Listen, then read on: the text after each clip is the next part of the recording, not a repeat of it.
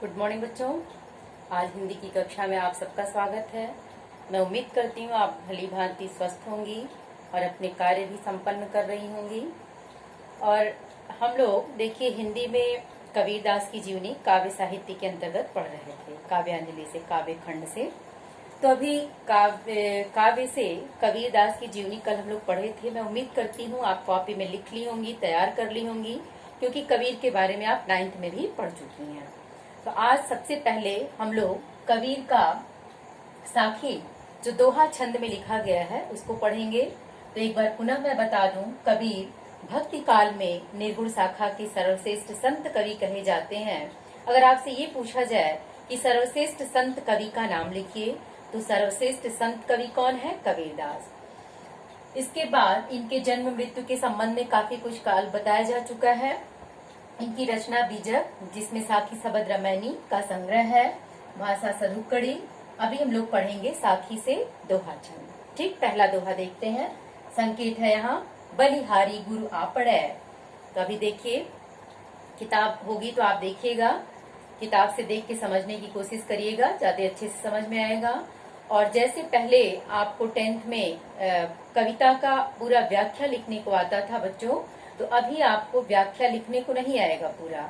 आपको कोई एक रेखांकित लाइन दे दी जाएगी कि इस लाइन का अर्थ स्पष्ट करें, या इसमें क्या शैली है, क्या भाषा है, क्या रस है, क्या छंद है। ये 2-2 नंबर के प्रश्न, यानी कुल मिला करके एक पद से या एक दोहा से 10 नंबर के प्रश्न पूछे जाएंगे। तो उन 10 प्रश्नों के उत्तर में सबसे पहले तो आपको ये पूछेगा कि इस दोहा का या इस पद का शीर्षक क्या है, या इस शीर्षक का रचनाकार कौन है। पहला प्रश्न ध्यान दीजिए आपका क्या होगा। जैसे अभी मैंने पहला ही दोहा पढ़ा या पढ़ूंगी, तो उस पद को समझने के बाद मान लीजिए आपको परीक्षा में यही पद दे दिया और पूछेगा कि इसका शीर्षक क्या है, इसका कवि कौन है। ठीक, दूसरी चीज, वो प्रश्न उत्तर कैसे पूछा जाएगा वो लास्ट में मैं आपको बताऊंगी अभी। फिर जब तक आप इस पूरे दोहे छंद का अर्थ स्पष्ट नहीं समझ पाएंगी, तब तक इससे संबंधित किसी भी प्रश्न का उत्तर आप नहीं लिख पाएंगी। जब आप इसके प्रश्न व्याख्या को अच्छे तरीके से समझ लेंगी, तो इससे संबंधित जो भी प्रश्न पूछे जाएंगे उसके उत्तर आप सरलता पूर्वक लिखने में सफल हो जाएंगी और 10 में 10 पूरे अंक आपको मिल जाएंगे।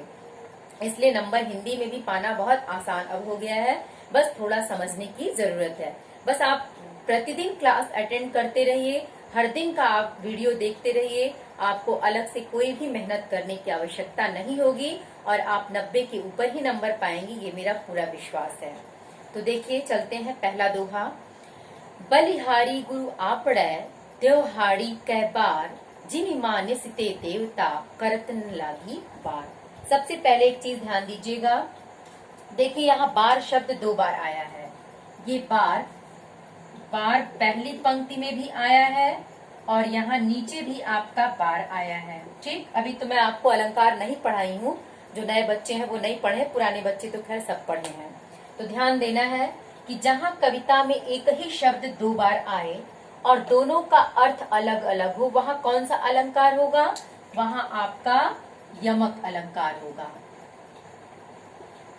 यानी अब इसी के साथ साथ आपकी ये यमक अलंकार की परिभाषा भी हो गई। परिभाषा क्या हो गई कि जहाँ कविता में एक ही शब्द 2 बार आता है और दोनों का अर्थ अलग अलग होता है, वहाँ यमक अलंकार होता है। ये यमक अलंकार की परिभाषा हो गई। अगर लिखना चाहें तो उदाहरण ये भी आप लिख सकती हैं, या इससे भी बहुत सारे आसान उदाहरण एक एक लाइन के आपको बाद में लिखा दिए जाएंगे और बताए भी गए हैं 9th 10th में। फिर से मैं आपको 11 में बताऊंगी। तो सबसे पहले देखिए, इसका प्रसंग हम लोग समझेंगे कि बलिहारी गुरु आपड़े, देवहाड़ी कै बार। पहले शब्दों का अर्थ समझिए। देखिए, बलिहारी माने न्यौछावर होना, बलिहारी माने न्यौछावर कर देना। देव माने धूम, हाड़ी मतलब शरीर। देखिए, इसका संधि विच्छेद करेंगे तो देव धन हाड़ी। देव का अर्थ क्या है? धूम। हाड़ी का मतलब क्या है? शरीर। कै बार, कै बार माने कितनी बार, माने कई बार। कै बार माने कितनी बार, यानी कई बार। जिनि मानसी तय, तय माने से, तय का शाब्दिक अर्थ क्या है? से। जिन मानस तय देवता करत न लागी बार। अब यहाँ बार का अर्थ देखिए देर से है। देर मतलब विलंब। एक बार का मतलब कई बार और इस बार का मतलब देर या विलंब से है। तो इस पद में, इस दोहा छंद में कबीरदास ने अपने गुरु की महिमा पर बल दिया है। देखिए, जैसा कि जीवनी में हम लोग पढ़े थे, जीवनी में ही स्पष्ट किया गया था कि इन्होंने गुरु महिमा पे बल दिया था। तो यहाँ गुरु महिमा पर बल देते हुए कबीरदास जी क्या कहते हैं, ध्यान दीजिएगा। प्रसंग क्या आप लिखेंगी, अगर मान लीजिए प्रसंग पूछ दे तो इस दोहा छंद में कबीर ने अपने गुरु की महिमा का गान किया है या गुरु के महत्व का वर्णन प्रस्तुत करते हुए कहते हैं कि बलिहारी गुरु आपड़े, मने मैं अपने गुरु के ऊपर अपने को कई बार न्यौछावर कर देना चाहता हूँ। देवहाड़ी कै बार, मने देवहाड़ी दूं, हाड़ी मने शरीर, मने अपने इस शरीर को मैं अपने गुरु के ऊपर कई बार मने कई बार न्यौछावर कर देना चाहता हूँ। अब देखिए ये प्रश्न पूछेगा कि क्यों यहाँ भक्त या कबीरदास जी अपने आप को गुरु के ऊपर कई बार क्यों न्यौछावर कर देना चाहते हैं। अभी तो ये कह रहे ना कि मैं अपने गुरु के ऊपर अपने को कई बार न्यौछावर कर देना चाहता हूँ। क्यों, देखिए दूसरी लाइन में, जिन मानस तय देवता, तय माने से, मेरे गुरु ने ही, जिन मानस ते देवता, मानसी माने मनुष्य, मानसी का शाब्दिक अर्थ क्या है, मनुष्य। तो मेरे गुरु ने ही मुझे मनुष्य से देवता बना दिया। करत न लागी बार, यानी मुझे मनुष्य से देवता बनाने में जरा सा भी बार माने देर नहीं किया, विलंब नहीं किया। अर्थात कबीरदास जी कहते हैं कि ब्रह्मा ने मेरे इस शरीर का निर्माण किया। ब्रह्मा ने क्या निर्माण किया, मेरे शरीर को, इस स्थूल शरीर को, लेकिन मेरे गुरु ने इस शरीर को ब्रह्म स्वरूप यानी ईश्वरीय रूप प्रदान कर दिया। यानी गुरु की कृपा से ही मेरा ये शरीर ईश्वरीय रूप को प्राप्त कर लिया। अर्थात मुझे ज्ञान की प्राप्ति हो गई और मेरे जीवन का उद्धार हो गया। मैं संसार से तर गया, मुझे मोक्ष की प्राप्ति हो गई, मैं स्वयं ही ब्रह्ममय हो गया। किसके द्वारा, अपने गुरु की कृपा के द्वारा ही मैं स्वयं ही ब्रह्ममय हो गया, मैं ईश्वरीय रूप को प्राप्त कर लिया। देखिए लिखा है ना, जिन मानसिते देवता करत न लागी बार, अर्थात मेरे गुरु ने मुझे मनुष्य से देवता बनाने में थोड़ा सा भी देर नहीं किया। तो इस पद में किसकी महिमा है, गुरु की महिमा की गई है, क्योंकि गुरु ही मनुष्य को मनुष्य से देवता बनाता है। हमारे शरीर की रचना ब्रह्म जरूर करते हैं, लेकिन मुझे ज्ञान की प्राप्ति देकर हमें अमृतत्व को प्रदान करने का मार्ग मुझे मेरा गुरु ही दिखाता है। तो ये तो हो गया आपका अर्थ इसका। अब देखिए प्रश्न ये पूछेगा कि प्रस्तुत छंद का शीर्षक और कवि लिखिए।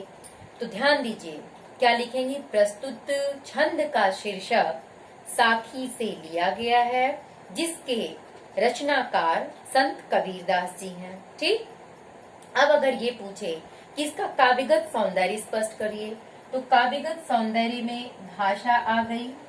इसकी भाषा क्या है, सबको पता है कि संपूर्ण काव्य की कबीर की ग्रंथावली ही सदुक्कड़ी भाषा या पंचमेल खिचड़ी है। तो आप सदुक्कड़ी लिखे या पंचमेल खिचड़ी। छंद क्या हो गया, छंद आपका दोहा है। अब दोहा छंद कैसे है, जब छंद की परिभाषा हम लोग पढ़ेंगे, उसके अंतर्गत छंद को पढ़ेंगे तो आपको स्पष्ट हो जाएगा। क्योंकि आप वैसे पढ़ी भी है 9th और 10th में कि दोहा छंद के पहले और तीसरे चरण में 13 मात्राएं, दूसरे और तीसरे में 11 मात्राएं होती हैं। तो जब हम इसका मात्रा लगाएंगे, जैसे बलिहारी गुरु आपड़े, तो यहाँ देखिए पहली लाइन में आपका 13 मात्रा आया है, क्योंकि यहाँ लिख के आपको मैं दिखा भी देती हूँ, बलिहारी गुरु आपड़े। अब इसमें देखिए यहाँ कोई मात्रा नहीं, लघु, छोटी की मात्रा लघु, यहाँ गुरु हो जाएगा क्योंकि आ की मात्रा है, यहाँ बड़ी ई है। अब यहाँ गुरु, अब यहाँ गुर है, तो यहाँ भी छोटा उ है तो लघु होगा और यहाँ गुरु होगा, आ की मात्रा, यहाँ ए की मात्रा। तो 1 2 3 4 5 6 7 8 9 10 11 12 13। तो इस तरह से आपकी पहली पंक्ति में कितनी मात्रा हो गई? 13 मात्रा। जो नए बच्चे होंगे वो परेशान नहीं होंगे, मैं आपको अलग से व्याकरण के अंतर्गत छंद जब पढ़ाऊंगी तो विस्तार पूर्वक मैं मात्रा लगाना समझाऊंगी, कैसे मात्रा लगाते हैं और कैसे छंद को पहचानते हैं। तो बस आपको इतना ही मैं बता रही हूँ कि इसमें क्या है, ये दोहा छंद है, क्योंकि पहली पंक्ति में देखिए मात्रा लगा के मैं दिखाई हूँ 13 है। ऐसे ही आप दूसरी पंक्ति में देखिएगा 11 मात्रा आएगा। तो जहाँ छोटा उ होगा वहाँ लघु लगेगा, जहाँ आ ए ओ औ अंग की मात्रा होगा वहाँ गुरु लगेगा। इसको 2 गिनते हैं और इसको 1 गिनते हैं। ठीक, तो ये चीजें बाद में हम आपको बताएंगे। अब रहा अलंकार, तो छंद हो गया, भाषा हो गया। अब अलंकार के अंतर्गत हम देखते हैं तो यहाँ यमक अलंकार है। अब ये कैसे हम पहचानेंगे कि यहाँ यमक अलंकार कैसे आया? तो उसकी परिभाषा मैंने आपको पहले ही बता दिया कि यहाँ एक ही शब्द 2 बार आया, जैसे बार और बार, लेकिन दोनों का अर्थ अलग अलग होने के कारण यहाँ क्या है? यमक अलंकार। शब्द शक्ति आ गई, तो यहाँ शब्द शक्ति आपका अभिधा होगा, क्योंकि सीधे सीधे अर्थ का स्पष्टीकरण है। सीधे अर्थ का स्पष्टीकरण होता है तो वहाँ अभिधा शब्द शक्ति होती है। शब्द शक्तियां भी 3 होती है, अभिधा, लक्षणा, व्यंजना। मैं कोशिश करूंगी पहले आपको यही बता लूं फिर मैं पढ़ाऊं, ताकि आपको अच्छे से समझ में आए। तो ये शब्द शक्ति आपकी हो जाएगी शब्द शक्ति। हालांकि ये सारी चीजें मैं 10th में भी पढ़ाई हूँ, अभिधा है, क्योंकि अर्थ यहाँ सीधे सीधे स्पष्ट है। और गुण क्या होगा? गुण भी आपका प्रसाद है। प्रसाद गुण इसलिए है क्योंकि सरल शब्दों का प्रयोग है, अर्थ बिल्कुल स्पष्ट है, सरल शब्दों का प्रयोग होने के कारण यहाँ प्रसाद गुण है। वैसे भी शांत रस के साथ प्रसाद गुण होता है। अब रस आया आपका, तो रस आपका हो जाएगा शांत रस। ठीक है, भाषा हो गई सदुक्कड़ी, छंद दोहा, अलंकार यमक, शब्द शक्ति अभिधा, गुण प्रसाद, रस आपका क्या हो जाएगा? शांत रस। ठीक है, तो इस तरह से आपका ये हो गया काव्यगत सौंदर्य। ठीक, तो मैं समझती हूँ बच्चों आपके पहला दोहा समझ गई होंगी। तो अब देखिए, प्रश्न मैंने आपको बता ही दिया कैसे पूछेगा कि इसका शीर्षक कवि, या यहाँ पे कबीरदास जी अपने आप को गुरु के ऊपर न्यौछावर क्यों करना चाहते हैं? क्योंकि उनके गुरु ने ही उन्हें मनुष्य से देवता बना दिया। ये उत्तर आपको होगा। तो ऐसे ही आपको अर्थ लिखना है। खैर, अब काफी समय हो गया बेटा, इसलिए अब अगला दोहा मैं आपको कल पढ़ाऊंगी। आज के लिए सिर्फ एक दोहा आपको समझना है, कैसे लिखना है ये मैंने आपको बता दिया। कल से थोड़ा और जल्दी जल्दी हम लोग पढ़ेंगे, तो कम से कम 2-3 दोहा एक दिन में स्पष्ट होगा। ठीक है, थैंक यू।